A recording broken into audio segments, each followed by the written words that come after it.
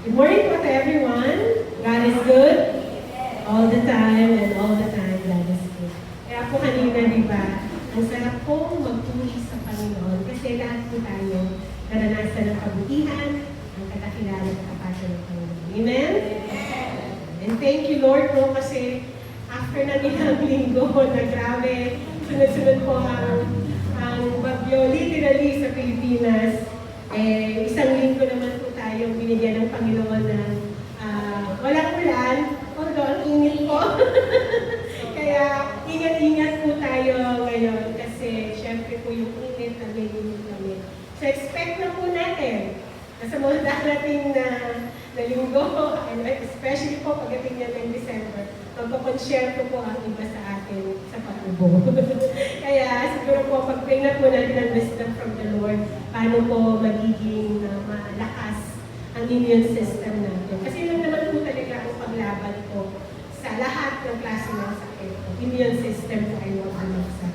Anyway po, in the past weeks, like November 10 po, we discussed about the prayer of Jabez. I hope po ay naalala niyo pa po yun.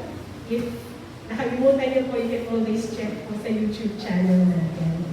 Sa YouTube channel natin. Really have to, with the times. And then, tsaka mas maganda pong balik-balikan. Minsan meron tayo parang nakalimutan. So, pwede po natin balikan. And then, come last Sunday po, we prepared ourselves po para po sa ginagawa natin prayer and fasting. So, medyo nag-concentrate po tayo sa preparation ng fasting natin. And thank God po sa mga nakasabay sa pagpa-fasting. Talagang kapag hindi niyo po pinag-pray, hindi niyo po mapagwawagian ng pag-aayuno. Grabe po ang temptation. Ako talaga Lord, have mercy. Gusto po makapag-fasting. And so, as we end po the month of November, pagpatuloy po natin kasi mag-end po ang ating fasting sa Friday pa. So, pagpatuloy lang po natin pag-usapan ang topic about prayer.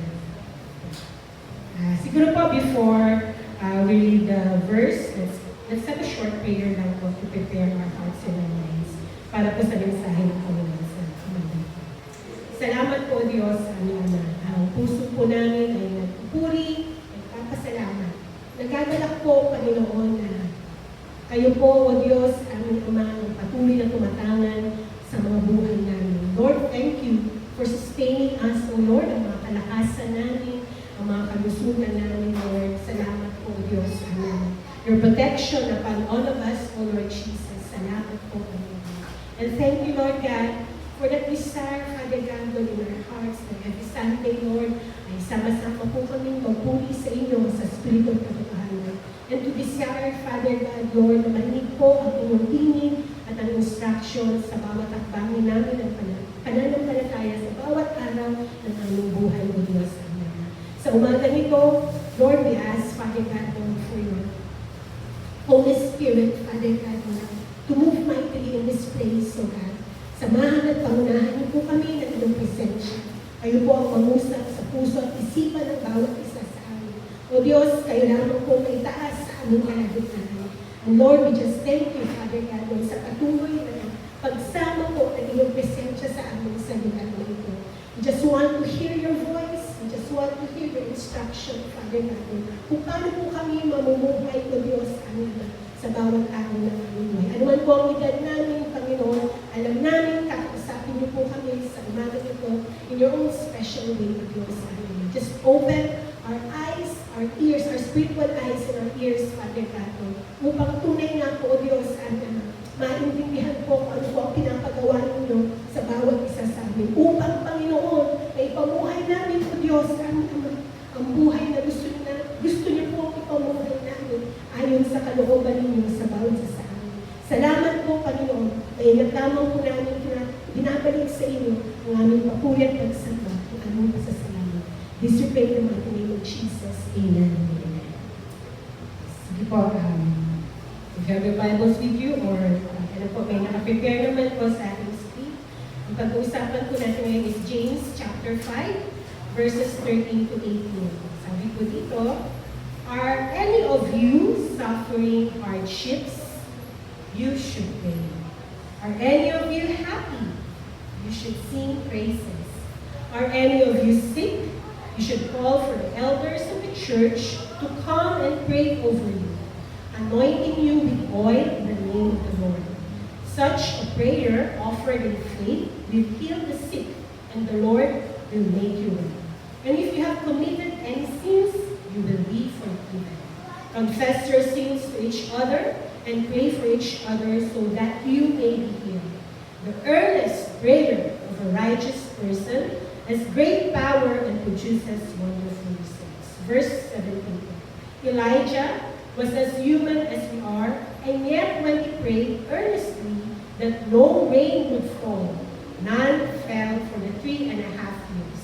Then when he prayed again, the sky sent down rain and the earth began to yield its fruits. Siguro po, let's read it in Tagalog also, in Apa.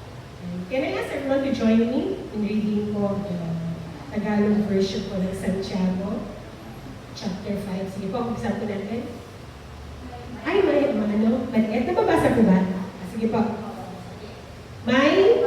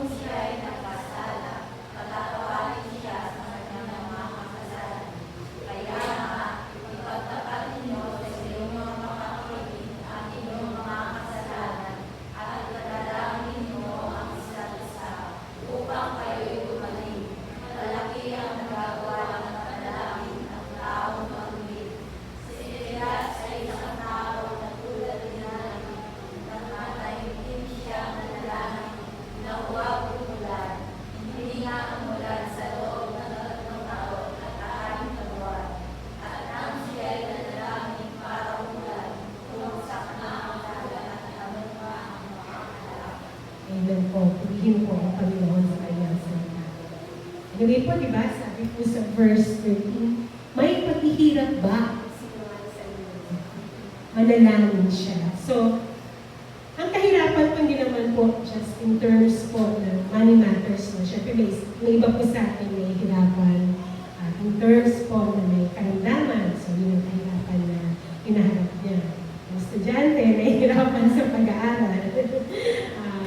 Ang nanay, minsan nahihirapan sa anak kasi matigas ang ulo. Kapabata man yan o medyo matanda na, minsan po matigas pa rin ang ulo. Pero syempre po, ang sabi po ng Panginoon, no, kapag nahihirapan tayo, manalangin po tayo. Huwag tayo asa nanay, dakdak agad.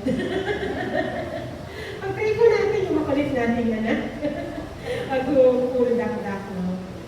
Makikita niyo po yung difference na kung dakdak lang yung ginawa ninyo or kung nag-pray kayo. Even po sa mga estudyante natin, if you pray whenever you have difficulties po sa inyong pag-aaral sa mga projects ninyo, you will be amazed kung paano po kayo bibigyan ng Panginoon ng ideas, paano nyo ma-accomplish mga project ninyo.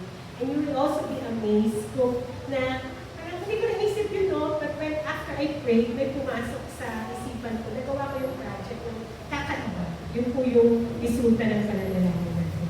Sabi po dito, when adversity strikes our way, we need divine wisdom.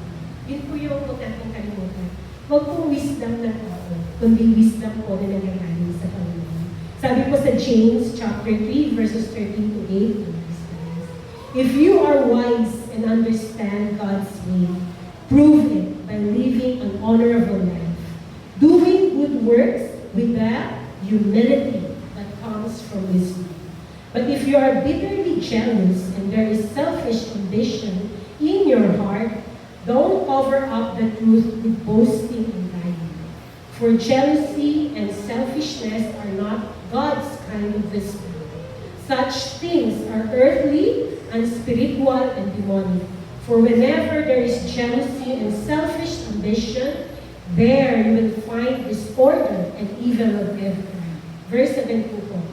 But the wisdom from above, wisdom po galing sa Panginoon, is first of all pure. It is also peace, loving, gentle at all times, and willing to yield to others. It is full of mercy and the fruit of good deeds. It shows no favoritism and is always sincere. And those who are peacemakers will plant seeds of peace and reap a harvest of righteousness. It is also important po, whenever we pray and come to the Lord, whenever we pray to God, knowing He will give it to us without reprimanding. When we say po, without reprimanding, yung pag lumalapit po tayo sa Panginoon, alam po natin na hindi naman po tayo kakagalitan o i-rebuke ng Panginoon, even if we are po ay makasalanan. Lapit lang po tayo sa Panginoon. Sabi nga po sa James chapter 1 verses 5 to 8, if you need wisdom, ask our generous God and He will give it to you. He will not rebuke you for asking.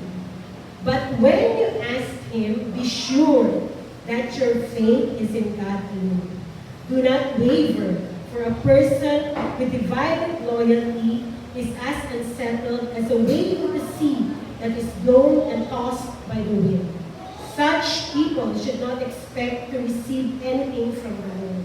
Their loyalty is divided between God and the world, and they are unstable in everything they do. Naalala ko itong James 1 verse 5. If you need wisdom. May estudyante po ako, ito po yung pinangahawakan ko talaga na, Lord, bigyan niyo po ako ng wisdom sa pag-aaral. But, ganun na po kababaw yung paningin ko at that time. Ay, syempre, estudyante ako. But when, after ko po gumagay, syempre, magtatrabaho na ito. Sabi ko, ay, nandito po din pala to. I should ask your wisdom sa pagtatrabaho ko. Kasi po, syempre, pag nagpupusa ka ng trabaho, mahirap po talaga yan kahit anong trabaho. Especially pag fresh graduate ka. Hindi mo alam mga bagay-bagay sa people I would teach you nun. Kaya hindi mo alam yun, graduate ka pa naman ng ganun. So you really have to ask wisdom, even sa pagtatrabaho. And then, next level yung chance, syempre, pag nag-asawa, you still need to ask the wisdom from the Lord. Kasi po, kailangan po talagang gabayan, especially for early couples. Usually po, nangyayari dyan, syempre single ako, pero may masasabi ako na because based po sa mga narinig ko sa mga kaibigan ko, ng mga Christian din, no? Kahit Christian sila, pag first year of marriage pa lang, tagilid po. To the point, some would ask counseling po, Christian na po yan. Kasi po, syempre, pag unang kasal pa lang kayo, diba, labasan po talaga yung pagkakataon. Pag mag-boyfriend and girlfriend pa lang kayo, puro kayo paklukin. Trust me po. Okay, sino po may mga asawa? Can you say amen? Single po ako, pero based po yan sa mga naririnig ko po sa mga nag-asawa. And it's a process po. Journey po ang marriage. Hindi po yan dahil matagal na kayo ay okay. You will still hurdle things po as married couple. May nagkaanak, yeah? So you still need wisdom from the Lord. Kaya importante po talaga ang pananalamin sa buhay po ng mga Kristiyano. Anyway po, sabi ko dito, ang kahirapan daw po, it should draw us toward God. And prayer should be our response kapag tayo po ay dumaraan sa mga pagsubok. Kaso po yung iba, pag may pagsubok na, complain na. Sa pinapaalalahanan po sa atin ng Panginoon, when life gets tough, kasi life will really get tough po. Nahirap po ang buhay. Kapag estudyante ka, it's a different level of fear. Kapag may asawa ka, nagtatrabaho ka, single ka, may kahirapan po tayong harapin. Hindi po perfecto ang buhay. Bawat araw po may challenges and adversity. So kaya kailangan po talaga, bawat araw, actually po, for me po, on my personal experience, bawat umaga, bago ako lumabas ng kwarto, kailangan po makausap ko ang Diyos. Kasi otherwise, pag minsan po nalilate ako ng gising, so ang automatic ang gagawin pag late ka ng gising tayo, takbo ka agad, diba? Gagawin mo yung mga gagawin mo. So, alam ko na po yun. Maya-maya, magbabanggaan na kami ng kapatid. Until now po, ganun na experience ko. No? Kasi yun po yung katatahanan. Pag hindi mo talaga in-offer yung araw mo sa Panginoon, expect ka minsan din po naman. Even if we pray naman po, may harapin pa rin naman po tayo. Pero iba po yung pagharap natin kapag una na natin nakausap ang Panginoon. Sample po, kami na natin po. Pag nakapag-pray na ako, paglabas ko niyan at may nasabi siyang medyo kumanting yung tenga ko. Siyempre may dito tayo ng personality, diba? So, may nasabi siya, different po talaga ang reaction ko pag nakapag-pray na ako. Pag nakapag-pray na ako, parang okay lang, smile pa rin. Magaan po ang araw, kahit may narinig ako. Kasi po, minsan po talaga may mga nakalimutan akong gawaing bahay. So medyo nagre-reklamo yung ate kapag gano'n.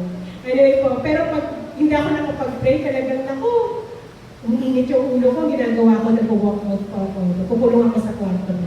Sa kwarto ko.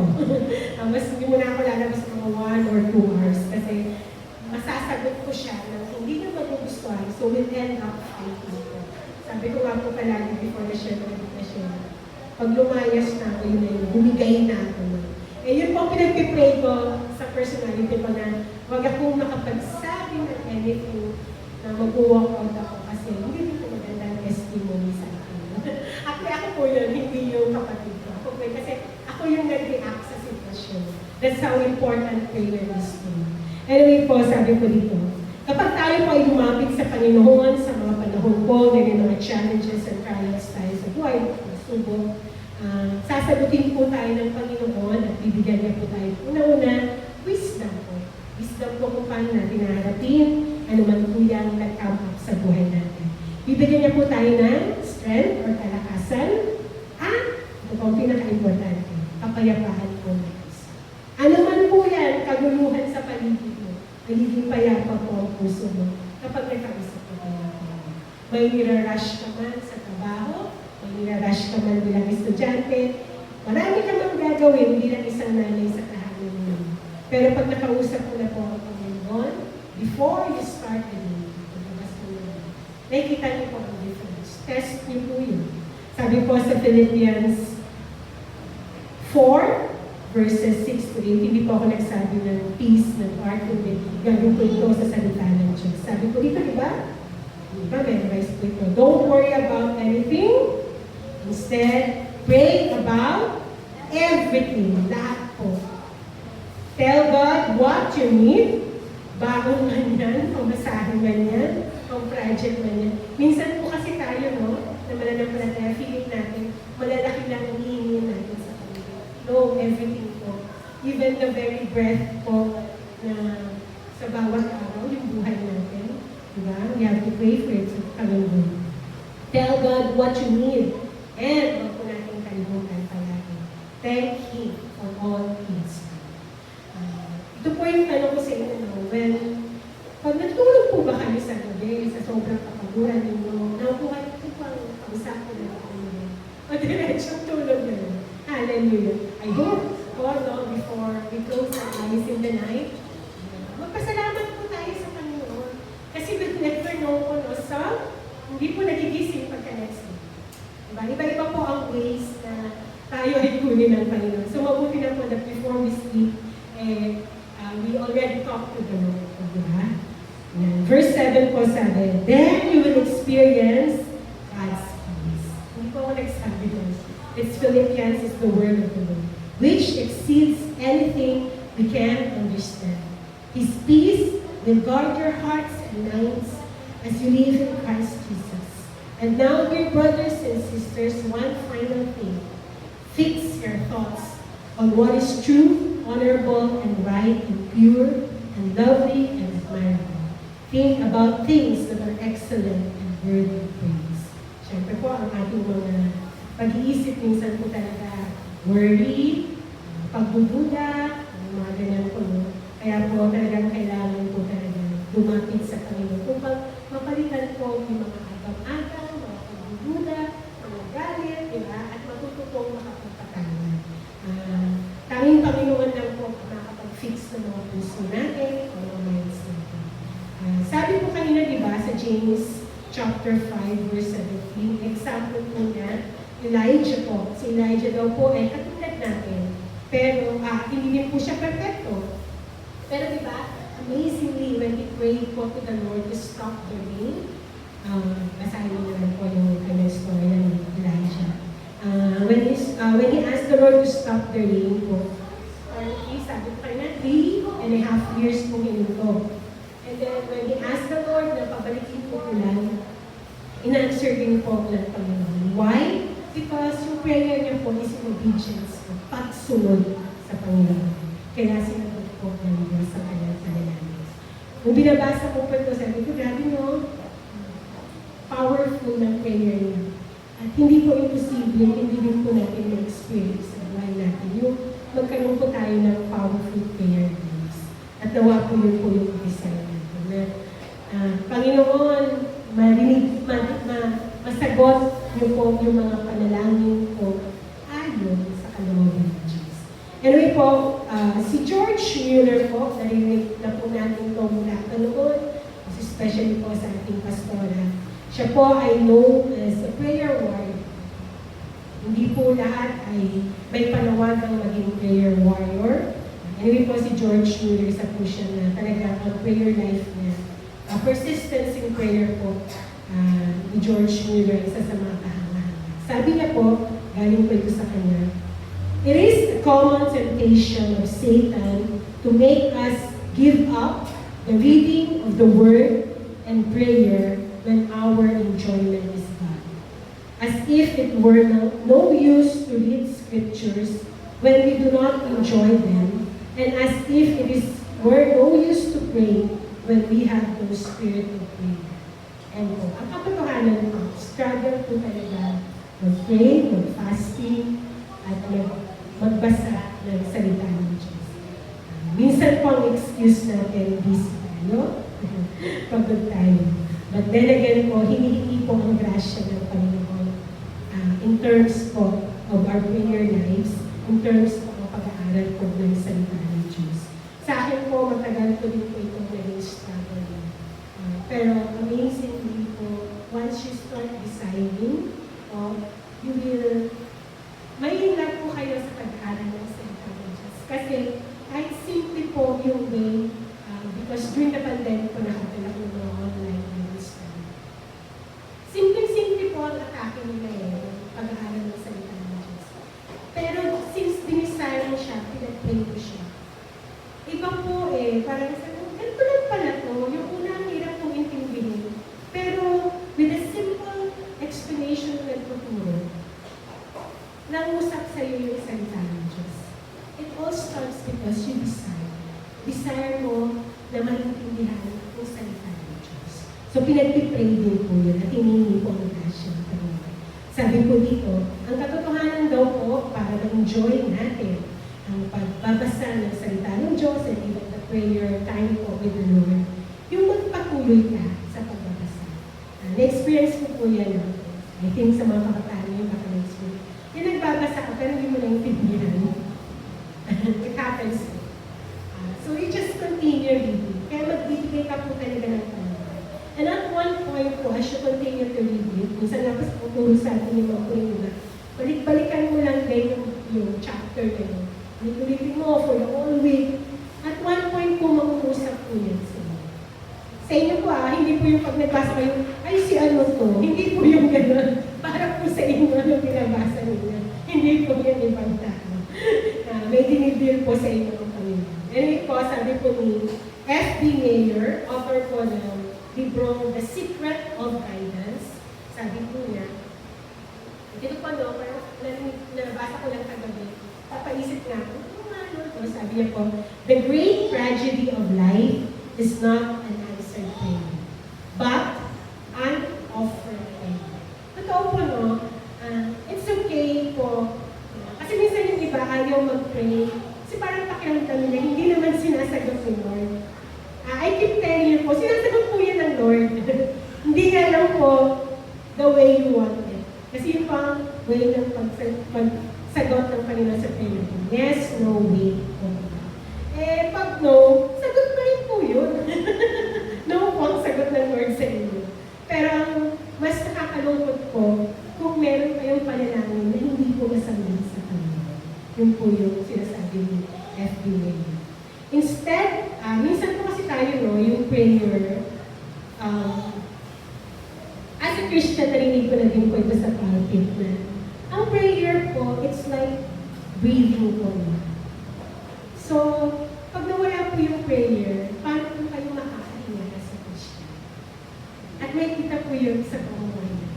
People who are very praying po, nakikita din po kayo kung pamumuhay nyo, how you react to things, kung talagang nag-pray ng tao to at sinisip at pina-follow mo yung instruction ng Diyos sa Bible. I remember a story po of a close friend of mine.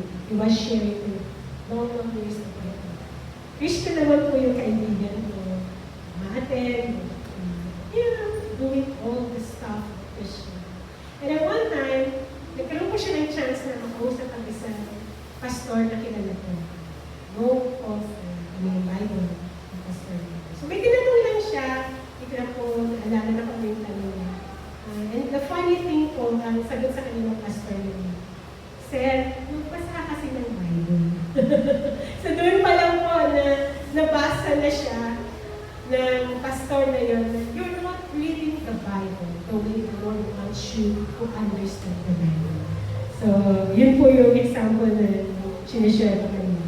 Sabi po dito, about prayer, instead of it being something we do every day, like breathing, eating, walking, and talking, diba ito po yung mga normal na ginagawa natin sa buhay? Huminga, kumain, lumakad, part ko yan talking, ito. Nangyayari po sa atin sa prayer, ganito po. It seems na it has become po, yung nakagrasp ko, na may nakalagay po, break in case of emergency. I have experienced that po, yung nagpipray ka lang pag may problema, pag may dinadaanan, pero pag okay po lahat ng buhay, wala lang, inaalala sa Lord. Diba? I'm sure po, nakaka-relate po sila ang iba sa story. Share ko lang po itong story na nabasa ko. Meron daw po isang piloto po. A man who encountered trouble while flying po is, maliit na raw po yung airplane niya. So nagka-trouble po siya habang pinapalipad niya yung airplane niya. Ito po yung usapan nila, sabi po ng piloto. Pilot to control tower. I'm 300 miles from the airport, 600 feet above the ground, and I'm out of fuel. Imagine niyo po, no? Aeroplano siya, naubusan siya ng fuel, lumilipad sila. Sabi niya, I am descending rapidly. Mabilis po ang pag-descend niya, pagbaba, paglapag. Sabi po ng piloto, please advise over. Sumagot po ngayon yung tower. Sabi po niya, tower to pilot. Repeat after me. Ako sinabi niya, tower. Our Father, who art in heaven. So yun po yung tulong niya sa pilot at the time, ang mag-pray. Hindi na po niya tinuruan ng paano ng mga technicalities, paano niya po mailaland safely yung airplane. Tinuruan niya na pong magdasal. Kasi nasa point na kailangan na nilang humingi ng tulong ng Diyos. Minsan po ganun tayo no? Pag talagang makitindi na yung crisis, alam talaga, Lord, tulungan mo ako. Pero pag kaya pa pong solusyonan ng utang, kaya pa pong solusyonan ng paglapit sa ibang tao, hindi po talaga nalapit sa Panginoon. Well, in fact, napakadali po na baliktarin mo yung proseso. Una ka muna sa Panginoon. At kapag kinausap ka ng Panginoon, magbibigay na po yun ng wisdom paano nyo haharapin ang problema. At mag-open na po yan ng mga tao, ng opportunities to help you kung paano po haharapin ang problema. Try nyo po. Tapos, pagsabi nyo. Kung ano po yung effect pag binaligtad ninyo at sa usual na ginagawa ninyo, na bago si Lord, may kinausap po na kayong ibang tao. Very ano pa ka dyan? Sure. Tried and tested ko na po yan. Sa tagal po magalang tayo. Kaya with conviction ko po, sinishare sa inyo ngayon. Sabi po dito, bato-bato sa langit, kung tama, isip po tayo doon. Nabasa ko lang po yun but the Lord made me share it. Sabi ko nga, sabihin ko ba ito, may masasaktan. Pero ganun po ang salita ng Diyos. Minsan po talaga masasaktan tayo. Pero, pag na-realize mo yan, nag-humble tayo sa Panginoon sa mga correction niya sa atin. At sinunod po natin ang mga pag-aayos niya sa atin. That's the time na sinasabi, peace ay naiintindihan ko. Anyway po, sabi po ng author, ang prayer daw po is the pipeline of communication between God and His people, between God and those who love Him. Pipeline po yung tubo. Connection po natin sa Panginoon. Anyway po, let's end po with this. Ano daw po ang mga bagay, 5 things that happen when we pray. Number 1 po, sabi dito, prayer internalizes the burden. Pag may burden po binibigay sa atin, like what we're doing po in our fasting, we have prayer concerns. At pinag-pray po natin. Siyempre minsan po, may mga prayer concern na parang hindi natin naiintindihan, di ba? Siyempre, prayer concern ng iba. But as we continue to just pray and pray for ito sa mga prayer concern, it depends po of our ownership and burden and our partnership with God. As we pray po for the concerns that we are praying, we began to become aware of how God might use us to answer the prayer, how God might involve us in ways we have not foreseen.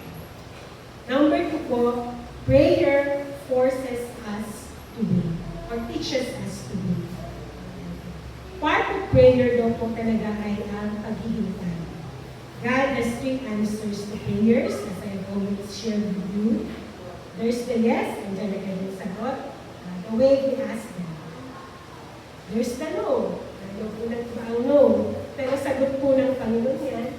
Pag no po ang sagot ng Panginoon, it's because He is protecting you from the, kung ano ang pipipray mo, especially for mga blessings. Pag hindi po agad binigyan ng Panginoon, ibig sabihin, pinoprotection ng Panginoon. Minsan po, pag nagpapapray din po sa akin, blessing man yan, or whatever, mga competition, ang palagi po pinagpapray. I remember, pinagpapray po si Manny Pacquiao noon. Sabi ko, may isang prayer na sabi ko, sa mga competition, sabi ko, Lord, syempre deserve ko manalo tong taong to. Manalo tong taong to, especially kung ako Pilipino mo, or kakilala mo, or close mo, yun syempre gusto mo, diba? Manalo siya. Pero po, Lord, kung yung blessing na to, or kung ikakapanalo niya, ay ikayayabang niya, or makalimutan ka niya, because of this fame or this fortune, wag na lang kayo. The bottom line, ano po ang kalooban ng Diyos for that person. And of course, ang pinakamahirap po, pag ang sinabi po ng Panginoon, ay, wait. Kasi sa katotohanan po, sa mga panahon, patient na po talaga ako. Yan po ang struggle. Pag sinabi na po, wait, hirap na po ang mananampalataya, ang managpipray, kung hanggang kailan siya mag-wait sa kasagutan ng Panginoon. Anyway po, sabi po ni John MacArthur, instead of being frustrated that God is not on our schedule, prayer forces us to be on God's timetable. Iwasan po natin, na pinipilit natin ang Panginoon sagutin ang prayer natin. Sa sarili natin tayo. Meron pong sariling timetable ng Panginoon sa atin. Kaya, kailangan po natin matutunan ang patience in waiting. And then, number 3 po, sabi, prayer opens our spiritual eyes. Ito po yung isa sa pinakamahalaga na hingin natin sa Panginoon. Yung spiritual eyes, spiritual ears. Iba po kasi pag yun na ang nabasal sa atin. Sabi po dito, it enables us to get in touch with what God is doing and how He is doing it. Example po yung 2 Kings chapter 6, verses 12 to 17. Ano po yung pag-open ng spiritual eyes. Ito po ay storya ni Elisha naman. Iba po si Elijah, iba po si Elisha. Si Elisha po ay propeta din po noong panahon ng Old Testament.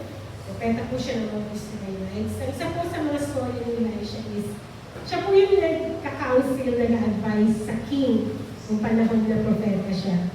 Na na-amaze po yung mga kalaban na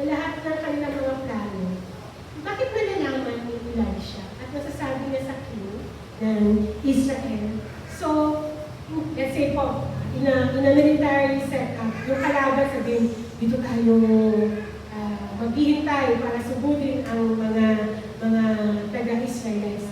Malalaman po yun ni Elisha. Sasabihin na sa king. So ang king, sabihin niya, tayo pupunta doon kasi nandun yung kalaban.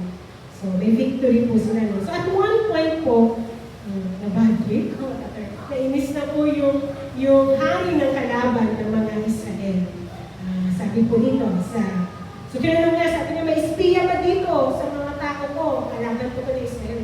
So sumagot po yung mga tao niya sa verse 12. It is not us, my Lord the King, one of the officers replied.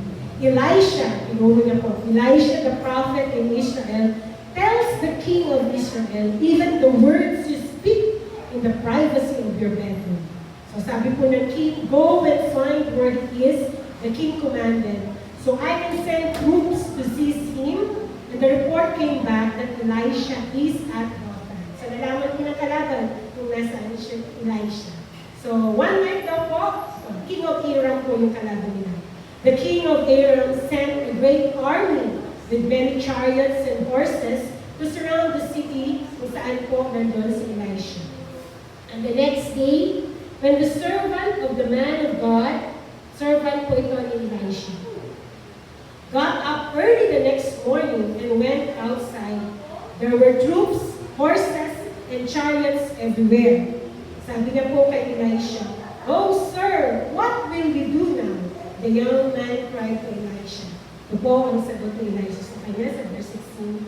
Don't be afraid, Elisha told him, for there are more on your side than on theirs. Then Elisha prayed. Oh Lord, pinag-pray niya po yung kanyang alagad. Oh Lord, open his eyes and let him see. The Lord opened the young man's eyes, and when he looked up, he saw that the hillside around Elisha was filled with horses and chariots. Ito po yung sinasabing, binubuksan po ng Panginoon ang ating mga spiritual eyes.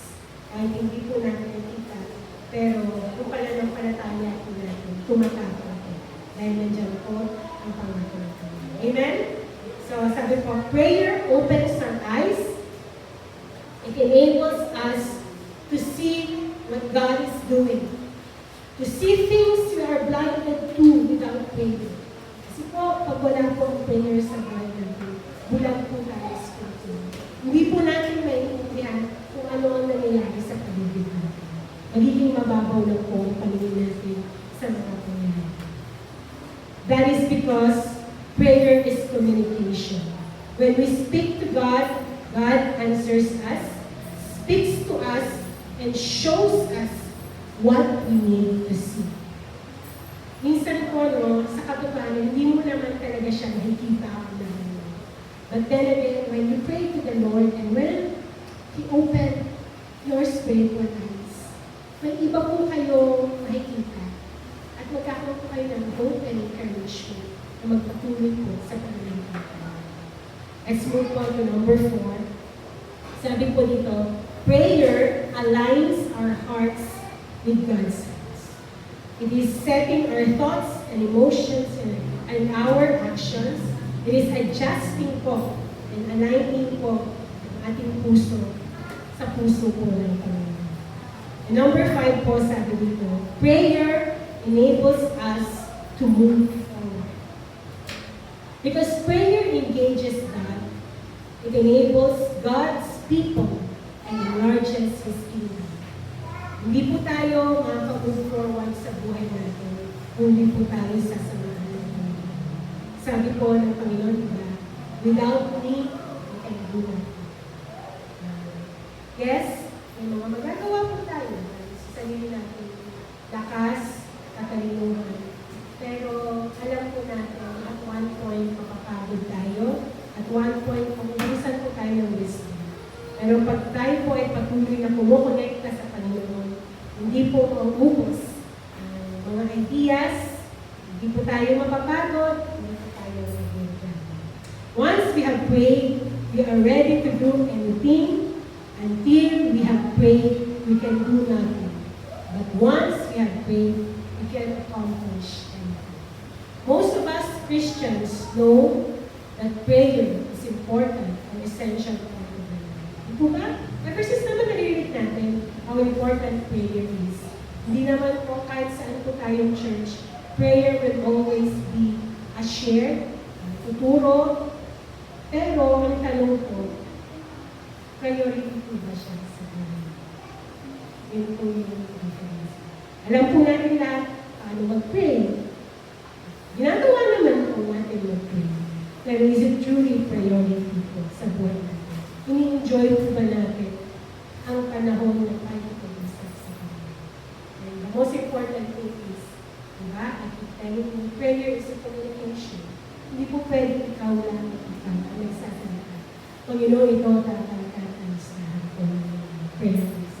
But there is always should be a time of your prayer na tinatanong po ninyo ang Panginoon kung ano po ang gusto niyo pagkawasan. Kung paano niyo po haharapin, ano man po yung nagpapin sa Panginoon. Hindi po pwedeng casual talking to God po, no? But it should be, kasi parang, basta nagpapray ko lang po eh. Gising ko, sabi ko, thank you Lord, samahan po ako, amen. As you go through your everyday things. And then paggabi, thank you Lord, good night, amen. And it's just casually talking all the Lord. But the Lord desires po yung seryosong pag-ipag-usap po sa Kanya. Let's spend time po in our prayer, po with the Lord. Yung hindi po tayo ginugulo ng mga anak, at meron po tayong special prayer kung saan doon natin inimig ang Panginoon. Very important po ito para po talagang maharap natin ng may kalakasan, may confidence po ang bawat araw. Sabi po, sometimes we ask things from God that are not part of God's plans. May mga, yung po yung sinasabi ko, minsan maganda naman po yung nagpipray natin eh. Diba? Parang, masama sa pinagpipray ko eh. Pero we have to be discerning po and ask the Lord na, Panginoon, ito po ba talaga ang gusto mo para sa akin? Ito po ba talaga ang plano mo sa buhay ko?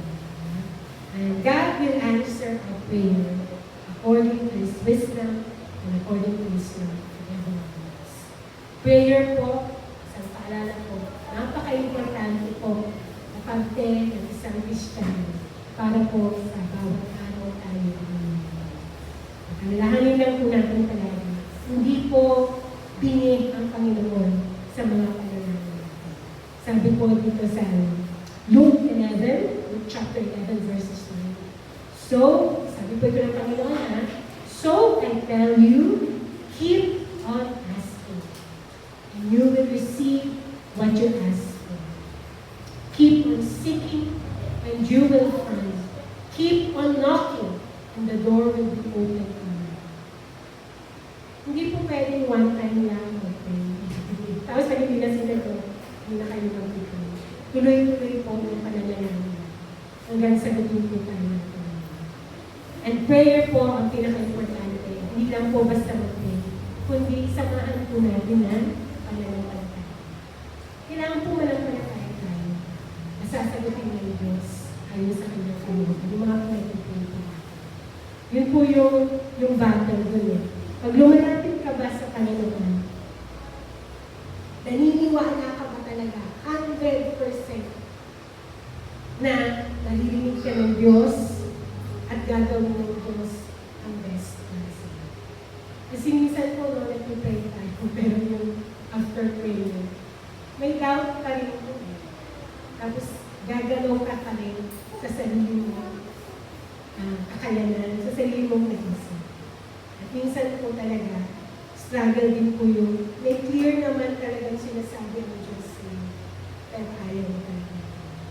Anyway po, Mark chapter 11, verses 22 to 24. Dito po yung pinagpapaalala sa atin. Sa paglapit natin, kailangan po may pananampalataya.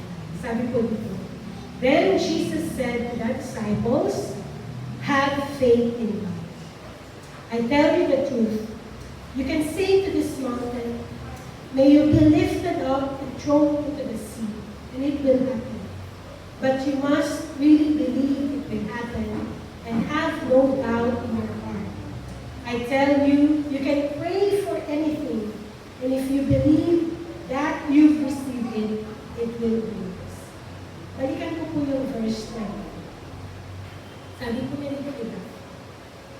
You can say to this mountain, may you be lifted up and thrown to the sea, and it will happen. Sa isa pong tao, pag binasa ko niya. Di ba? Mountain, pag sinabi ko na mag-move siya, syempre wala po maniniwala na kaya niya sa pwede. But then again po, it just shows us, ganito po, ka-powerful, ka-powerful.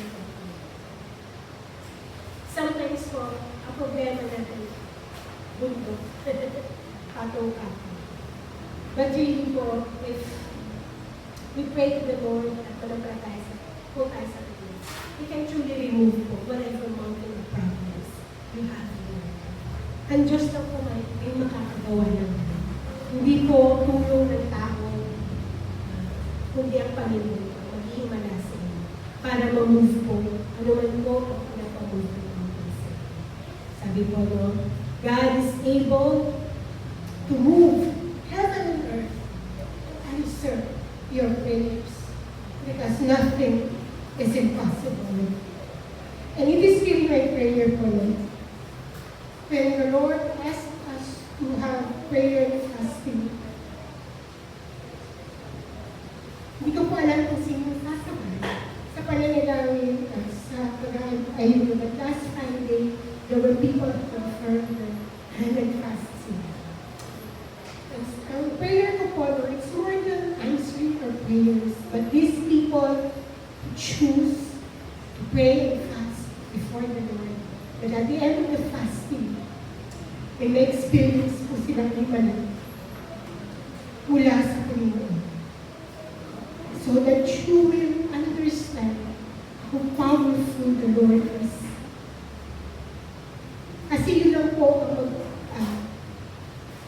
kung bakit kayo magpapatuloy sa inyong kahanapin ng mga kapatid. When you experience the power of the Lord. Sa mga matatayin po, ang hirap po talaga. And I guess that's one thing po pinag-pray sa akin. Hindi mo po rin. In my early life po, as a Christian, nung young people pa kami, under another pastor po, pinapalitan ko po yung talino. So I debate po the pastor. But at one point po, may debate, pray for me kasi tigas na po yun. And when naging powerful po ang salita ng Diyos sa akin, it humbled me na yung hindi ko po pinailan yung pagiging matalino in understanding the Bible.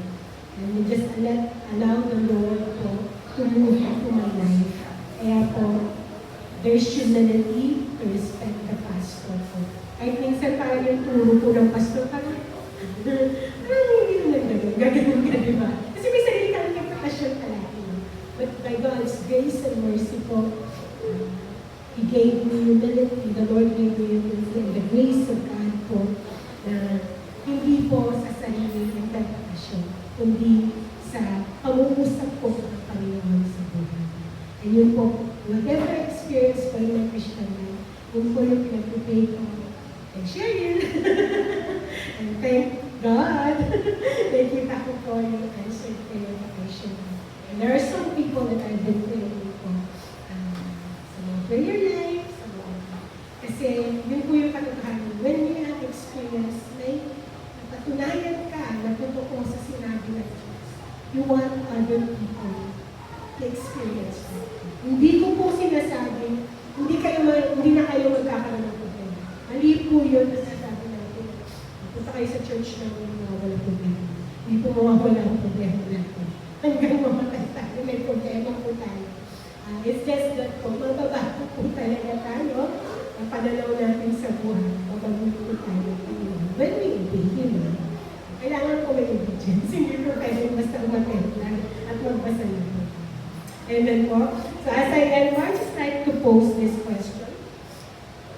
Mga katanungan po, na kayo lang po, sa inyong personal, mga kasagot. Ang tanong po as you end. So what does your prayer life look like? Ano po, how would you describe your prayer life? Kayo po ba ay persistent in prayers? Kayo po ba passionate pag nananalangin? O it's just a performance tool?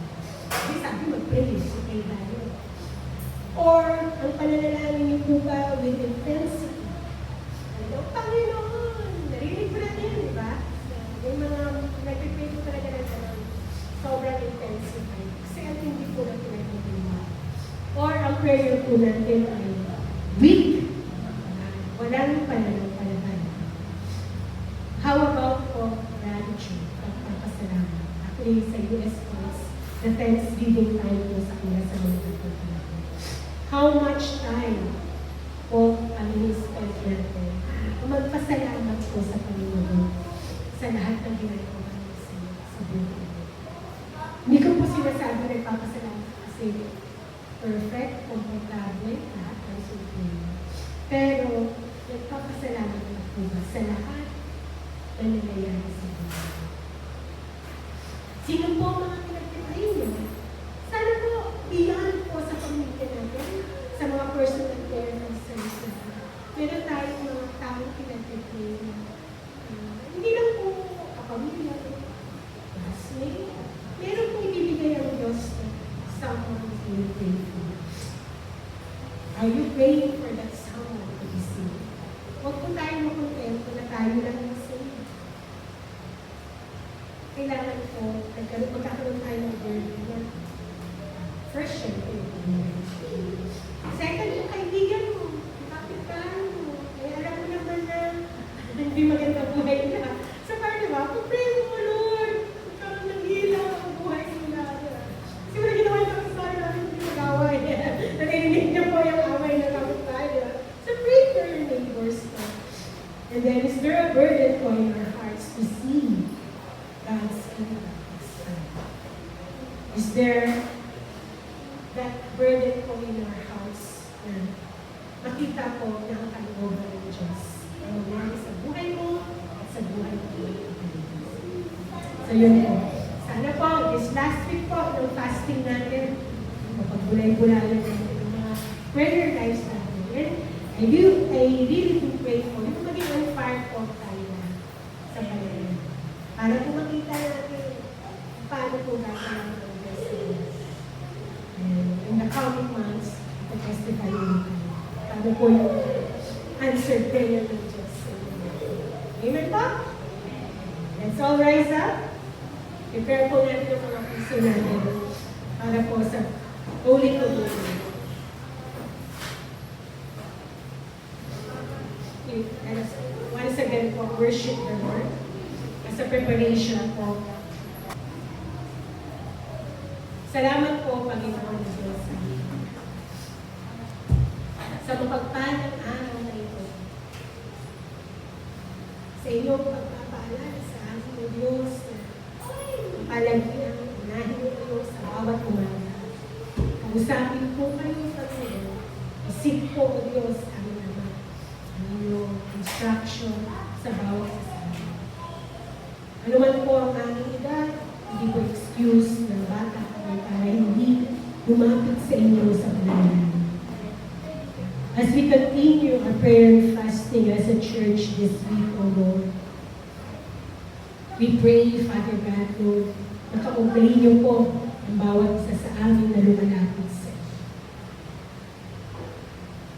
Ipakita niyo po ang dapat namin makita with our spiritual eyes.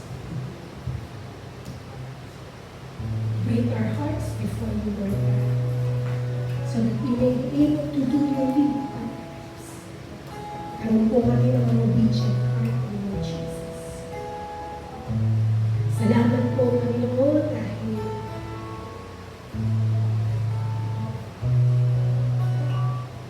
sa nagdaang panahon na Diyos, tunay na tulong nila po kabutihan ninyo, hindi lang po katapasan. Ngunit ang habang grasya at pagmamahal ninyo. Alagyan namin ng Marias at Diyos. Kayo po ang Diyos na makapangyarihan. Kayo po ang Diyos na mahal. Kayo po ang Diyos na ipagabagong kaya patuloy lang po kami sasama sa inyo sa Espiritu ng Panginoon. Let us worship the Lord.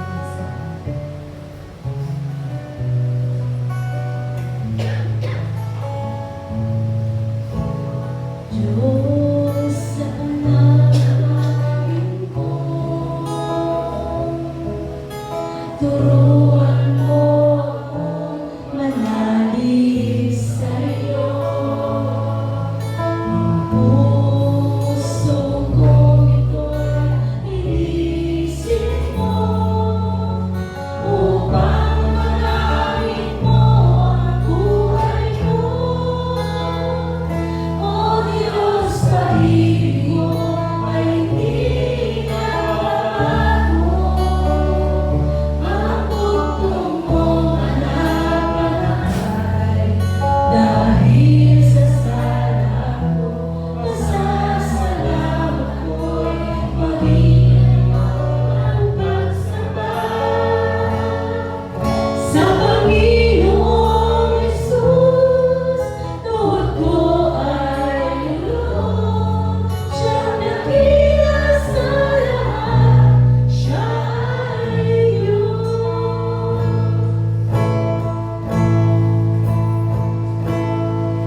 O Diyos, sa panalangin ko, turuan mo akong manalig sa iyo. Ang puso kong ito'y linisin mo, upang mahalin mo ang buhay ko. O Diyos, pag-ibig mo ay hindi nagbabago. Ang tugtog mong anak-anakay, dahil sa sala ko, pasasalamat ko'y maringan yun ang pagsamba. Sa Panginoong Jesus, tuhod ko ay lulubog. Siyang dakila sa lahat, siya ay Diyos. O Diyos, pag-ibig mo ay hindi nagbabago. Ang tugtog mong anak-anakay, dahil sa sala ko, pasasalamat ko'y maringan yun ang pagsamba. Sa Panginoong Jesus, tuhod ko ay lulubog. Siyang dakila sa lahat, siya ay Diyos. Pasasalamat ko'y maringan yun ang pagsamba. Sa Panginoong Jesus, tuhod ko ay lulubog. Siyang dakila sa lahat, siya ay Diyos. Siyang dakila sa lahat, siya ay Diyos.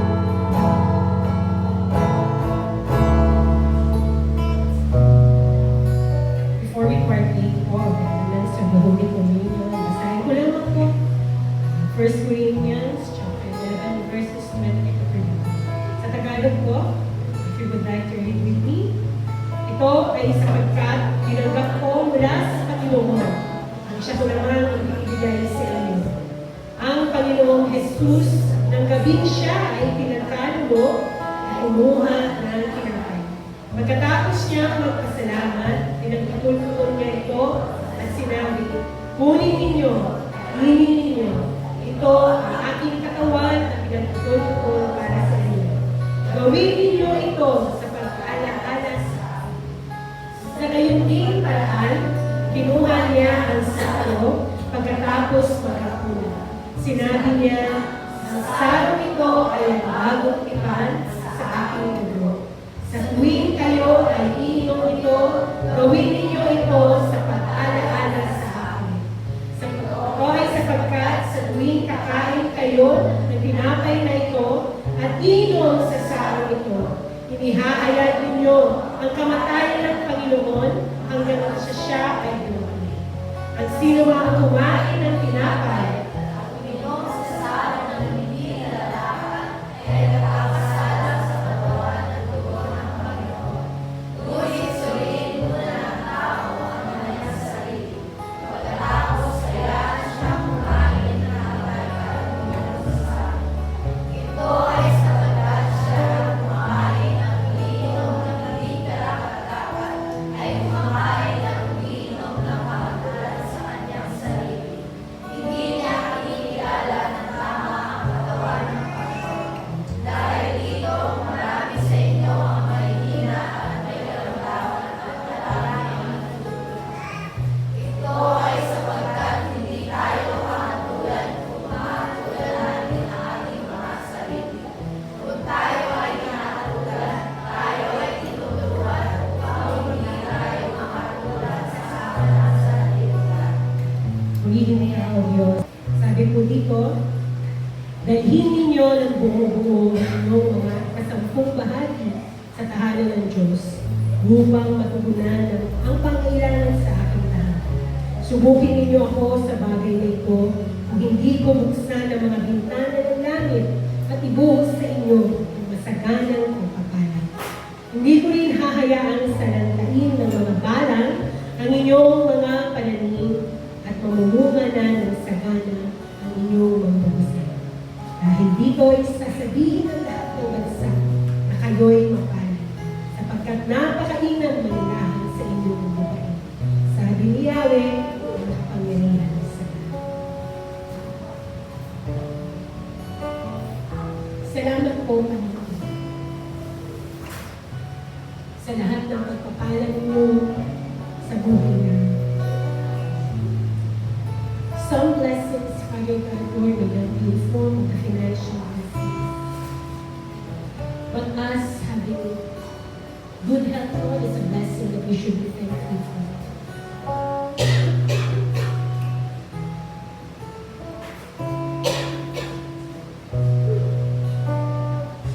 Us being here every Sunday, Lord, is a blessing.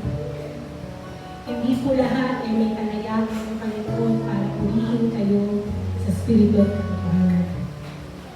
Hindi po lahat, O Diyos, have the privilege to hear your message, O God. Salamat po, Panginoon, sa bawat araw, Panginoon, that you sustain us with your grace and your mercy. Salamat po, Panginoon, sa panahon na kinukorek niyo po kami, Panginoon, to humble us, Father God, Lord Jesus. Salamat po sa mga panahon, Panginoon, na kayo po na tumataguyod sa bawat pamilya ng Diyos, sa proteksyon ninyo, Panginoon, for every household represented in this church, O God. Salamat po, Panginoon,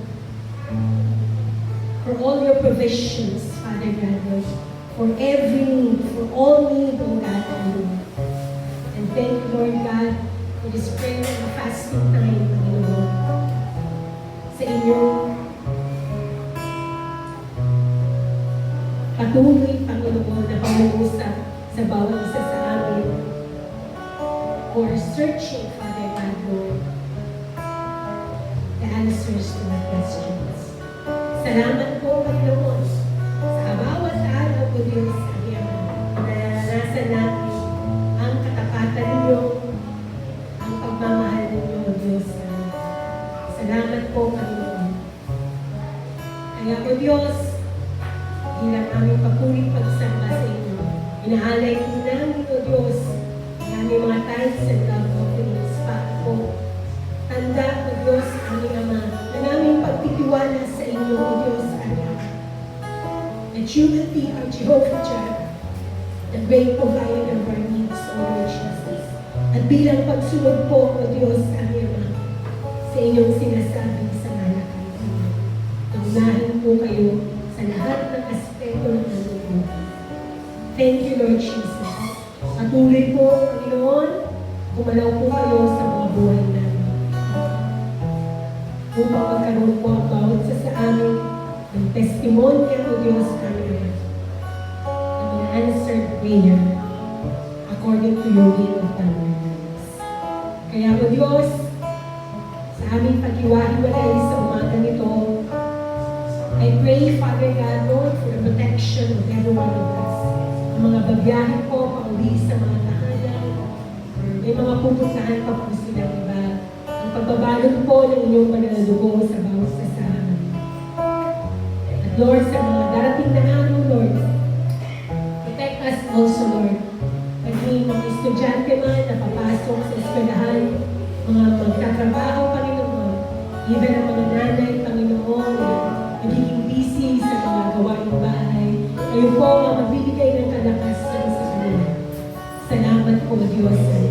Wisdom po, Panginoon, sa lahat ng mga estudyante namin, kasipagan sa pag-aaral. And Lord, wisdom din po sa bawat mga nagtatrabaho, O Diyos, hindi po tumangan sa mga sariling lakas at kakayanan, kundi tumangan namin po sa inyo, Diyos. We entrust everything to you, Lord Jesus. At nananampalataya po kami, Panginoon, that you are the God who is in control. That's why, Lord, we see with hope and encouragement ang bawat araw po na hinahanap. Kaya sa pagkakataon ito, O Diyos, Ama, binabalik lamang po namin ang maingat, ang lahat ng papuri, ang lahat ng pagsamba, ang lahat ng pasasalamat sa inyong aming dakilang Diyos. This we pray in the mighty name of Jesus. Let's shout out our amen to the Lord. Amen.